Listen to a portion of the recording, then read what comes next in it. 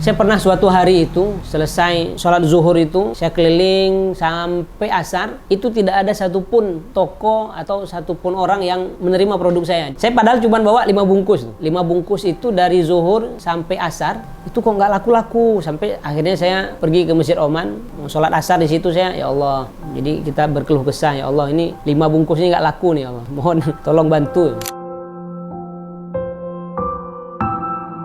Saya dulu selesai dari Gontor, Pondok Modern Darussalam Gontor Ponorogo 2009, kemudian lanjut S1-nya di sana juga. S1 saya sampai 2014, kemudian saya lanjut S2 di International Islamic University Islamabad, Pakistan. Nah, di awal-awal memang di tahun 2017, saya yakin bahwa usaha ini akan maju. Mungkin di awal kita kan mulainya dari bumbu nasi minyak atau kue sepet itu. Bahkan kue sepet sekarang udah nggak ada lagi, jadi kenangan ya, jadi cerita. Tapi ketika kita ada masukan dari customer, masukan dari pelanggan, itu kita tampung. Filosofinya itu ketika kita berusaha itu bagaimana usaha ini dapat meningkatkan ketakwaan kita. Makanya Bitata biar tambah takwa, walaupun namanya juga dari Al-Batotis yang tadi itu umbi atau ketela.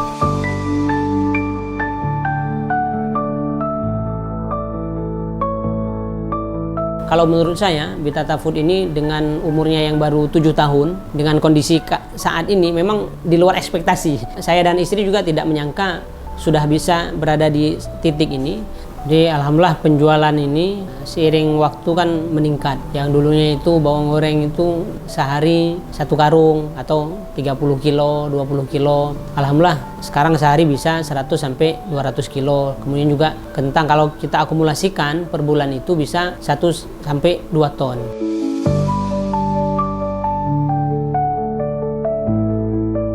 Bismillahirrahmanirrahim. Perkenalkan, nama saya Ansar Zulhelmi, owner dari Bitata Food Indonesia. Bitata Food ini awalnya mulai dari 2017. Jadi setelah saya selesai sekolah, ya nggak tahu ngapain ternyata. Jadi saya ngajar di beberapa pesantren, ngajar juga di beberapa sekolah.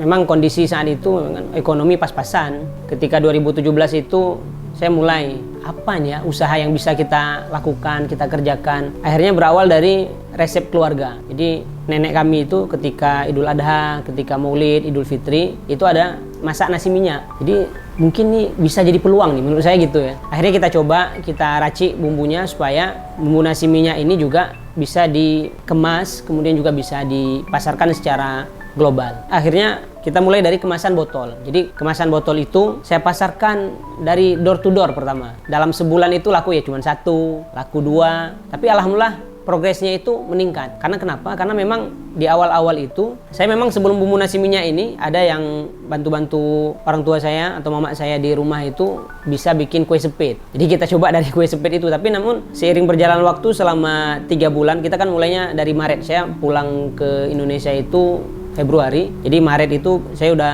mulai untuk memikirkan apa nih usaha supaya bisa ada peningkatan ekonomi. Ketika sudah berjalan kue sepet ini namun tidak efisien, jadi banyak modal keluar tapi nggak ada pemasukan. Akhirnya kita beralih ke bumbu nasi minyak ini. Tapi alhamdulillah bumbu nasi minyak ini ada pergerakan signifikan atau penjualannya lumayan naik bagus. Kemudian di 2017 saya menikah dengan istri saya yang sekarang Ratu Nur Anissa. Dari situlah kita mulai bersama-sama komitmen untuk membangun Bitata Food ini menjadi lebih besar.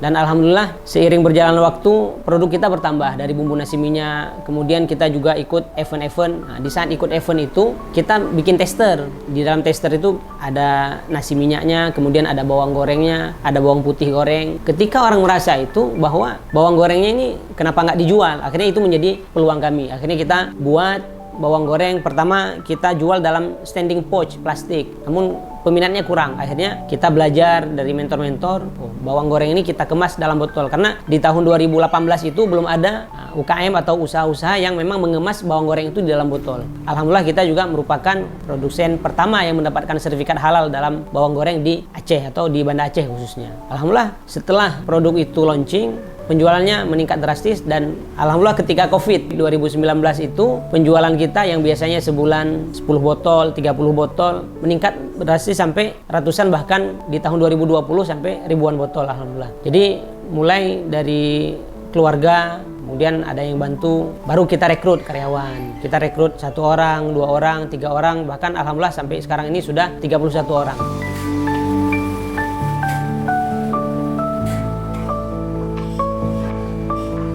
seiring berjalan itu kita meningkatkan istilahnya itu lini bisnis. Jadi yang sebelumnya kita hanya berfokus di makanan dalam kemasan, yaitu ada keripik kentang, jejuku, bawang goreng, bumbu nasi minyak. Ada lagi masukan dari pelanggan. Jadi bumbu nasi minyak ini kan ada yang orang nggak sempat buat. Padahal kita sudah buat bahwa bumbu nasi minyak ini simple dan mudah dimasak. Tapi sebagian customer juga kenapa nggak dijual yang ready to eat. Memang sebelumnya di awal-awal kami menikah 2018 itu kami ada buat tuh, tapi sistemnya open order. Jadi kalau ada orang yang pesan, kita buat nasi minyak yang ready to eat-nya baru kita pasarkan. Tapi nggak efektif karena kan orang hari ini dia kepengen, tapi kita nggak buat. Oh, kita ready-nya besok, tapi besok ketika kita tawarkan udah nggak kepengen lagi, udah nggak mau makan lagi kan.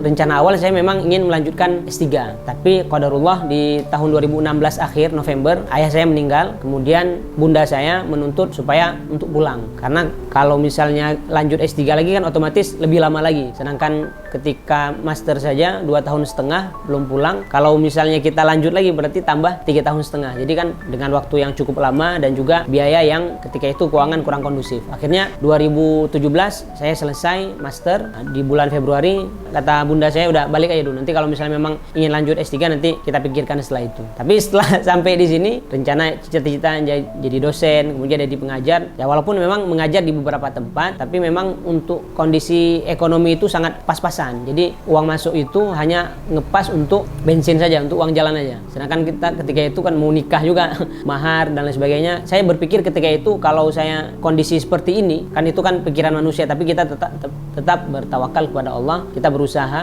Usaha kita itu akan dilihat oleh Allah. Maka saya yakin ketika kita berusaha, mungkin kita keuntungannya hari ini 1 botol, 2 botol, 3 botol, tapi mungkin ada yang Allah datangkan min haitsu la yahtasib, yang kita tidak menduga-duganya. Jadi kalau dibilang gimana ya, ketika pulang seorang master, tapi ya kondisi, bahkan saya dulu pernah Gojek juga. Jadi kan yang tadi kue sepet ini kan nggak laku-laku nih. Kita produksi hari ini, 2 bulan kemudian, misalnya kita produksi 10, 2 bulan kemudian baru laku 1. Jadi kita titip di swalayan juga, kalau istilah bahasa Acehnya kepene pegat nih, atagok mentong hana lagot. Nah, istilahnya kan punya orang yang sudah titip saja itu kurang laku. Ini kamu mau masukin lagi di sini. Bahkan saya sempat ditolak di 39 toko oleh-oleh di Banda Aceh dan Aceh Besar ya. Itu mungkin menurut saya bagian daripada perjuangan usaha. Bahkan itu ketika saya Gojek selesai ngajar di kampus, saya aktifkan aplikasi, bahkan pernah dapat mahasiswi saya yang tadi saya ngajar. Tapi itulah wujud daripada usaha kita, karena kan Allah melihat usaha kita kan. Maka kan di awal-awal tadi kita jualan door to door, saya titip ke swalayan-swalayan itu, memang saya pernah suatu hari itu selesai sholat zuhur itu saya keliling sampai asar, itu tidak ada satupun toko atau satupun orang yang menerima produk saya di awal-awal itu. Bahkan sampai Allah ini, saya padahal cuma bawa 5 bungkus. 5 bungkus itu dari zuhur sampai asar, itu kok nggak laku-laku. Sampai akhirnya saya pergi ke Masjid Oman, sholat asar di situ saya, ya Allah. Jadi kita berkeluh kesah, ya Allah ini 5 bungkus ini nggak laku nih, ya Allah. Mohon tolong bantu. Jadi titik terendah itu ketika kita sudah memasrahkan semua usaha kita. Yang penting kita udah berusaha nih. Saya pasrahkan semuanya, semua usaha kita. Kemudian kita pasrahkan apa yang kita, ini kita nggak ada daya kekuatan lagi nih. Yang kue sepet itu 3 bulan itu modal habis terus, tapi nggak ada uang masuk. Setelah kejadian dari Masjid Oman itu, di bulan depannya itu ada seminar. Jadi seminar, memang kan kalau dari basic bisnis nggak ada basicnya. Saya jurusan sastra Arab. Akhirnya jualan kan harus belajar ekonomi, belajar keuangan. Setelah saya memasrahkan itu semua, di bulan depannya itu ada seminar bisnis di Hotel Mekah. Ketika itu saya daftar. Yang adakan ketika itu Bekraf, Badan Ekonomi Kreatif. Jadi di Hotel Mekah itulah saya ketemu dengan istri saya ini. Jadi akhirnya mungkin menurut saya ini Allah mempertemukan dengan jodoh yang tepat di waktu yang tepat. Jadi dari seminar itu saya ketemu dengan istri saya yang sekarang, kita melakukan pendekatan.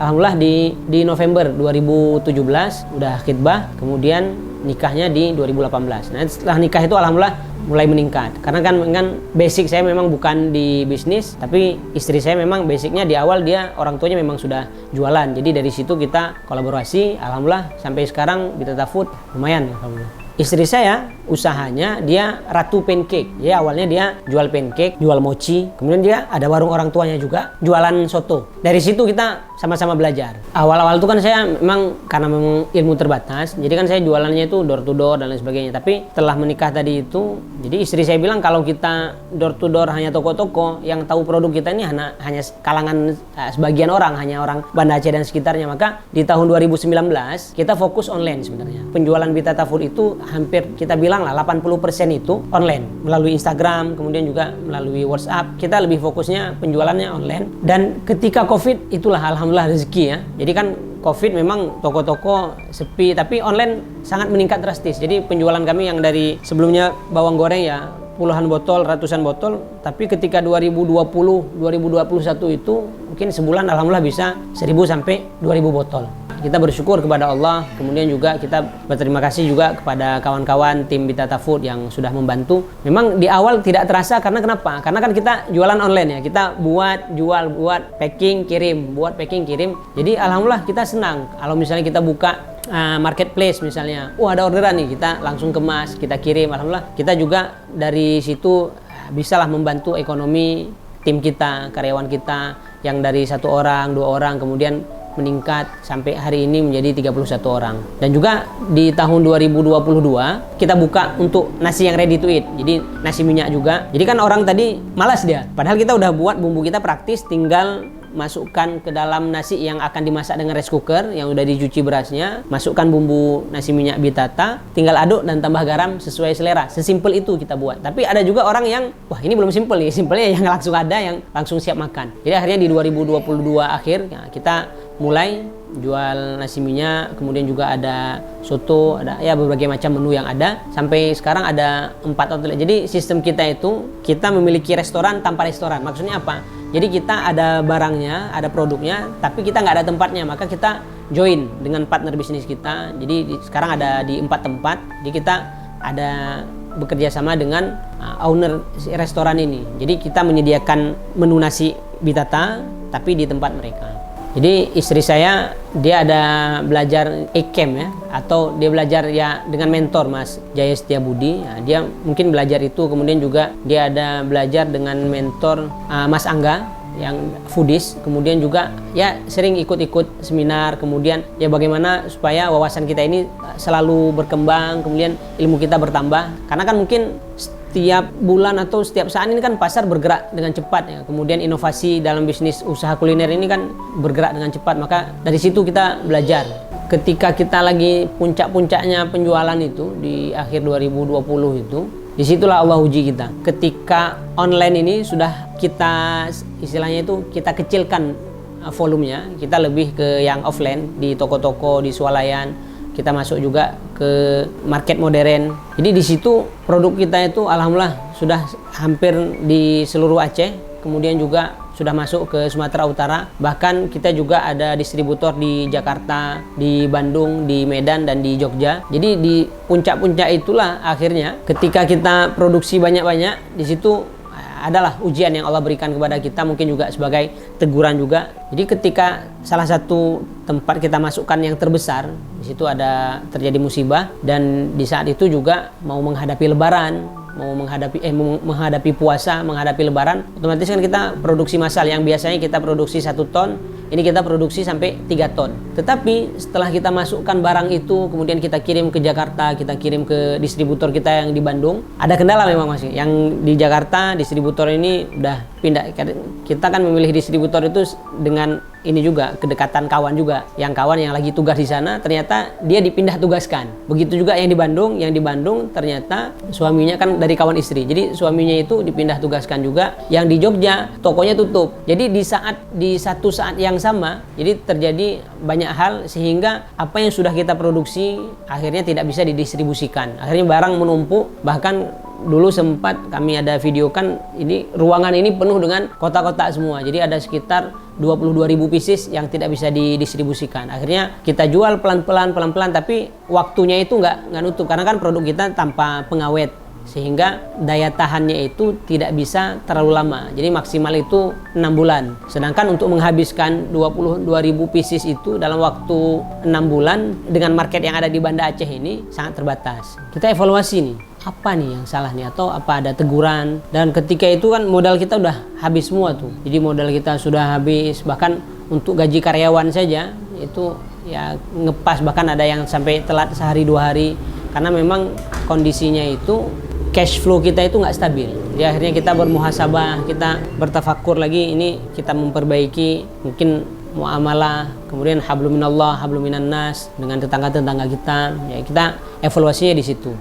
Tapi alhamdulillah dengan adanya kejadian itu terbentuklah penjualan nasi minyak atau nasi soto Bitata ini. Karena kalaulah misalnya memang cash flow-nya stabil saja, mungkin istri saya nggak bakalan jual nasi minyak sampai hari ini. Hikmah yang dapat dipetik atau hikmah yang dapat diambil itu ketika memang kondisi cash flow kita itu, karena kan kita pembayarannya tempo. Misalnya kita masukkan ke supermarket A misalnya. Jadi pembayarannya itu misalnya kita masukkan seharga 80 juta barang, itu kapan cairnya? Cairnya nanti 21 hari kerja. Jadi kan kalau kita bilang ya sekitar 30 sebulan juga baru uang itu baru ada. Tapi dengan kondisi itu ketika ada dapat musibah kebakaran kan otomatis nggak sampai sebulan. Jadi mestinya kita masukkan barang sekian, bulan depan kan sudah ada cash flow-nya. Tapi kan karena dia dalam kondisi musibah akhirnya tertunda. Karena tertunda inilah akhirnya yang lain terkena imbas semua, dan akhirnya kita ya bermuhasabah lagi bagaimana supaya kita menjadi lebih baik lagi, supaya kedepannya bagaimana usaha kita ini berkah. Akhirnya saya dan istri mikir, oh ini kita buat yang cash flow-nya itu harian. Maka terpikirlah kenapa kita tidak melanjutkan penjualan nasi minyak yang dulu pernah kita buat sistem open order, tapi sekarang kita buat yang ready selalu, setiap hari ada. Nah, maka kita buat, kemudian kita rancang programnya, kita rancang apa yang akan kita lakukan. Kita kan dengan kondisi keuangan saat itu sangat bisa dibilang minus, nggak mungkin kita buka restoran sendiri, karena kan kita butuh sewa tempat, renovasi dan sebagainya dengan biaya yang sangat mahal. Maka terpikir bagaimana supaya dengan dana yang minimum kita bisa buka warung. Akhirnya kita kerjasama dengan partner-partner yang sekarang kita bekerja sama. Kalau untuk legalitas, di awal-awal memang di tahun 2017 saya yakin bahwa usaha ini akan maju. Maka jangan sampai nanti ketika sudah maju legalitasnya itu belum beres. Maka di awal itu saya urus semuanya. Maka kalau dilihat legalitas Bitata ini atas nama saya semua, karena memang di awal saya urus sertifikat izin edarnya, kemudian izin standarnya, halalnya, itu semuanya saya urus atas nama saya. Walaupun di tahun 2022 itu sudah kita gantikan, 2017 kan berakhir di 2022, 5 tahun ya. Nah, ketika masa ini 5 tahun awal ini sudah berakhir, maka saya alihkan ke nama istri saya. Karena kan sebenarnya yang menjalankan Bitata sekarang ini Ratu Nur Anissa, bukan Ansar Zulhelmi. Ketika pemilihan awal nama usaha yang kan saya bingung juga. Ini saya produk pertama itu kan kue sepit. Kue sepit ini dari ketela atau kentang atau umbi. Kalau dalam bahasa Arab itu kan al-batotis namanya. Al-batotis ini cocok nih, tapi kalau al-batotis orang susah mengucapkannya. Kita buat simple saja menurut saya. Makanya timbul namanya itu Bitata. Kemudian juga punya filosofi. Jadi Bitata ini supaya memang kan niat awal kita ini, niat awal saya ini supaya dengan usaha ini bisa menambah ketakwaan kita.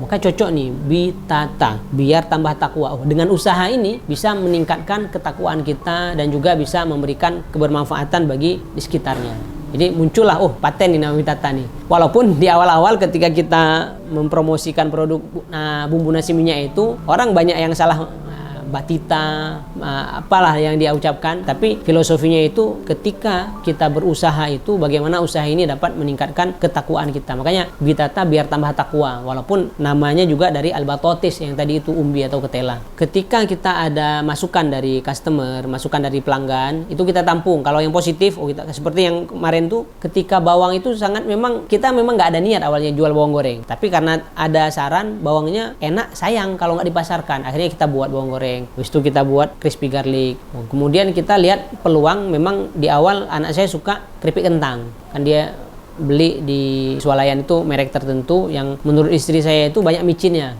Akhirnya ini kita coba buat. Alhamdulillah sekarang dari kentang ini saja ada 4 produk di situ. Ada keripik kentang itu sendiri, ada kentang Mustafa, kemudian ada kentang frozen, kemudian juga ada yang untuk digunakan di warung. Perkembangan produk ini sesuai dengan permintaan pasar juga. Contoh misalnya kita kan ada jual lontong. Lontong Bitata ini di antara untuk istilahnya itu finishing atau perintilan makanannya itu kan ada tempe orek di situ, ada ya macam-macam. Nah, dan itu kita kemas juga, jadi menjadi peluang usaha juga, dan alhamdulillah pasar positif. Jadi ketika kita menawarkan bagaimana, tapi memang di awal kita mikir kan ini produknya nggak ada pengawet, jadi gimana bisa tahan. Jadi setelah kita buat jadi dengan teknik masak yang tepat sehingga dia matangnya itu pas, masaknya itu pas, ya bisa tahan sampai 3 bulan bahkan sampai 5 bulan. Tapi ada juga kadang ketika ya kita salah produksi, belum 3 bulan dia udah kurang, udah masuk angin, udah pas. Itu memang harus betul-betul kita jaga supaya tidak ya terjadi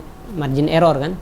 Jadi alhamdulillah penjualan ini seiring waktu kan meningkat. Yang dulunya itu bawang goreng itu kita bawang sehari 1 karung atau 30 kilo, 20 kilo. Alhamdulillah sekarang sehari bisa 100 sampai 200 kilo. Kemudian juga kentang kalau kita akumulasikan per bulan itu bisa 1 sampai 2 ton. Dan dari penjualan itu alhamdulillah per bulan ya kalau kita akumulasikan adalah sekitar 80 sampai 150 juta dari penjualan semua produk. Kemudian juga ya dari warung adalah sekitar 100 sampai 200 porsi per hari. Jadi alhamdulillah Bitata Food ini dengan berbagai macam produk, walaupun ada di situ ada naik turun juga, tapi ketika dibilang apakah ada ide-ide atau cita-cita ke depannya menjadi lebih besar, ada. Karena kalau menurut saya Bitata Food ini dengan umurnya yang baru 7 tahun, dengan kondisi saat ini memang di luar ekspektasi. Jadi saya dan istri juga tidak menyangka sudah bisa berada di titik ini, tapi memang kita masih memiliki cita-cita yang besar. Jadi kita ada cita-cita supaya resto kita ini berada di wilayah-wilayah yang lain di wilayah Indonesia. Jadi kita juga bercita-cita bahwa bagaimana orang-orang tim-tim ini nanti dia bisa menjadi kepala-kepala di cabang-cabang yang akan kita buat nanti ke depannya. Jadi nanti mereka mengajarkan orang-orang lain lagi. Jadi supaya bisnis ini memberikan keberkahan bukan hanya di Banda Aceh saja, tetapi juga bisa ke wilayah-wilayah lain.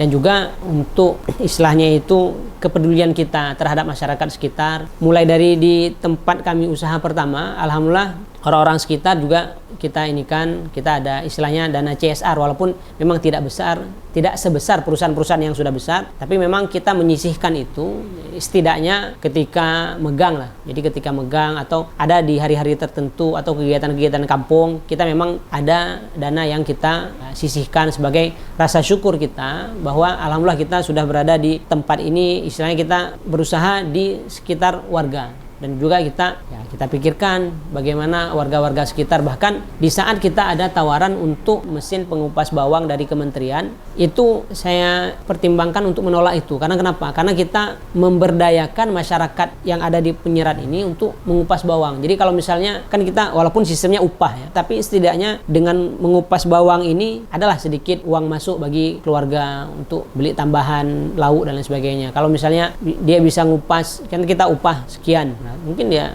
100 kilo, 200 kilo, kalau diakumulasikan lumayan juga. Jadi bagaimana kita bisa meningkatkan kepedulian kita ya dari segi itu. Kalau misalnya kemarin juga kita sempat open recruitment untuk tim masak di dapur ya, kita tanyakan ke warga-warga sekitar siapa yang ada waktu luang dan ingin ikut bersama tim Bitata Food. Alhamdulillah ada 2 orang dari orang sekitar kampung sini. Jadi kami juga mengajak bagi bapak-bapak, ibu-ibu, adik, abang, kakak mungkin yang ingin menjadi reseller Bitata Food atau ingin berkolaborasi dengan Bitata Food, sangat welcome sekali. Dan juga kami memang ada tadi cita-cita ke depan itu bagaimana Bitata Food hadir di wilayah-wilayah selain Banda Aceh. Jadi jika misalnya memang ada ingin berkolaborasi, kami sangat welcome sekali dan mungkin bisa kita diskusikan untuk hal-hal teknisnya. Mungkin bisa menjadi inspirasi bagaimana kita ketika berusaha, insya Allah usaha kita akan Allah lihat dan insya Allah Allah akan memberikan yang terbaik di waktu yang terbaik. Terima kasih, saya Ansar Zulhelmi. Assalamualaikum warahmatullahi wabarakatuh.